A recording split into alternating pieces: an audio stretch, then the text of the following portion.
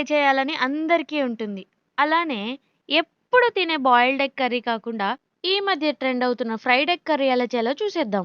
ముందుగా దీనికోసం 3 ఉల్లిపాయలైతే కట్ చేసుకోండి. 2 మిర్చి అయితే కట్ చేసుకోండి. తర్వాత 3 టమాటోస్ పేస్ట్ చేసేసుకోండి. ఆ తర్వాత స్టవ్ వెలిగించుకొని కడాయి పెట్టుకొని ఆయిలేసేసుకొని దానిలో ఒక చిన్న గిన్నె పెట్టుకొని ఇలా ఎగ్ అందులో పగలగొట్టేసుకొని సాల్ట్, పసుపు, కారం వేసుకొని దాన్ని ఆమ్లెట్ లాగా ఫ్రై చేసుకొని ఒక ప్లేట్‌లోకి తీసుకోండి. నేనిక్కడ దీనికోసం 4 ఎగ్స్ అయితే వేసుకున్నాను. ఆ తర్వాత పాన్ పెట్టుకొని చెక్క, లవంగం వేసుకున్న తర్వాత ఉల్లిపాయలు బాగా ఫ్రై చేసుకోండి.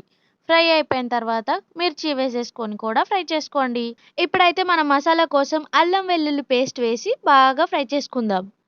ఇంకా నెక్స్ట్ ధనియా పౌడర్ అండ్ జీరా పౌడర్ రెడీగా పెట్టుకోండమ్మా.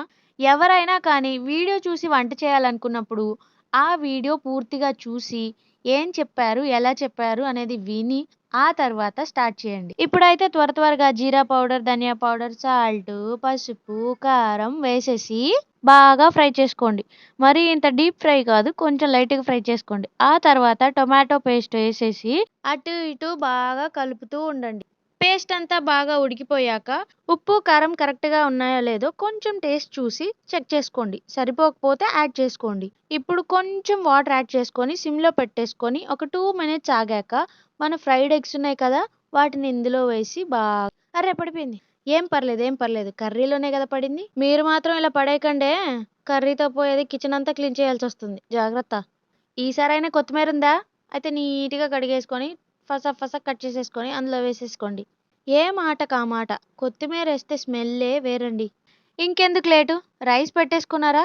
అయితే ఈ కర్రీతో కమ్మగా తినేయండి. చాలా కష్టపడ్డారు కదా! అయితే టేస్టీగా ఉంటుంది. ఇది ట్రై చేశాక ఎలా ఉందో నాకు కామెంట్ సెక్షన్‌లో చెప్పండి. మీకేమైనా రెసిపీ కావాలన్నా కూడా మర్చిపోకుండా అడగండి. ఇంకేంటి మరి? నా వీడియోస్ చూడాలన్నా, నా మాటలు వినాలన్నా సబ్స్క్రైబ్. అంతవరకు బాయ్.